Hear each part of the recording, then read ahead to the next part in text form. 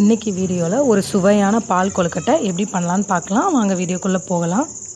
இப்போ ஒரு பாத்திரத்தில் தண்ணி சேர்த்து இது கூட நான் ஒரு 200 கிராம் வெல்லம் சேர்த்துருக்கேன். அந்த வெல்லத்தை நல்லா மிக்ஸ் பண்ணிக்கலாம். இது நல்லா கரையட்டும். இது நல்லா கரைஞ்சதும் தனியாக எடுத்து வச்சுக்கலாம்.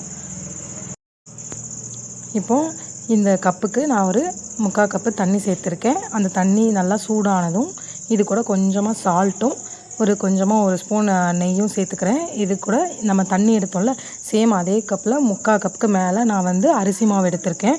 அரிசி மாவை இப்போது அந்த தண்ணியில் சேர்த்துக்கலாம். இது கூட ஃபுல்லாக சேர்த்துட்டு நல்லா மிக்ஸ் பண்ணி விட்டுட்டு ஸ்டவ்வை ஆஃப் பண்ணிக்கலாம்.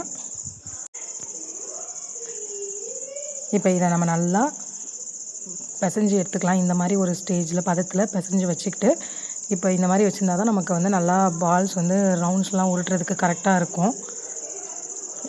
இது நல்லா பிசைஞ்சிட்டு இப்போ ரவுண்ட்ஸ் பாருங்கள். இந்த மாதிரி பால்ஸ்லாம் நம்ம இந்த மாதிரி சின்ன சின்னதாக உருண்டையாக உருட்ட போகிறோம். இப்போ நம்ம நல்லா இதை உருட்டினாலே இந்த அளவுக்கு நல்லா வந்துடும். இந்த மாதிரி சின்ன சின்ன பால்ஸாக நம்ம உருட்டி எடுத்துக்கலாம். இப்போ இந்த பால்ஸ்லாம் மூழ்கிற அளவுக்கு தண்ணி சேர்த்துட்டு, இந்த தண்ணி நல்லா சூடானதும் இது கூட நம்ம உருட்டி வச்சுருந்த பால்ஸ் எல்லாமே சேர்த்துக்கலாம்.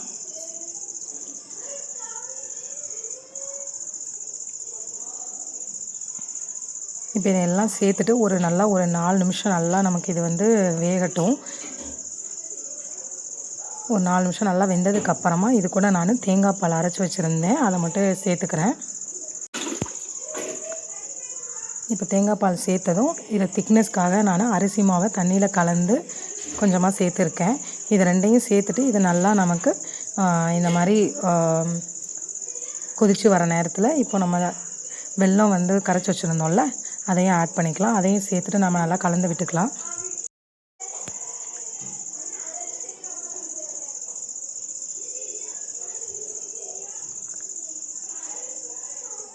இப்போ எல்லாத்தையும் கலந்து விட்டதுக்கப்புறமா ஒரு கொதி வந்ததும் இது கூட ஒரு ஏலக்காய் சேர்த்துருக்கேன், சுக்கு பொடி சேர்த்துருக்கேன். இதெல்லாம் சேர்த்து மணத்துக்காக சேர்த்துட்டு ஒரு கொஞ்ச நேரத்தில் இது நல்லா திக்காகிடும். ஒரு 2 மினிட்ஸில் நம்ம ஸ்டவ் ஆஃப் பண்ணிக்கலாம்.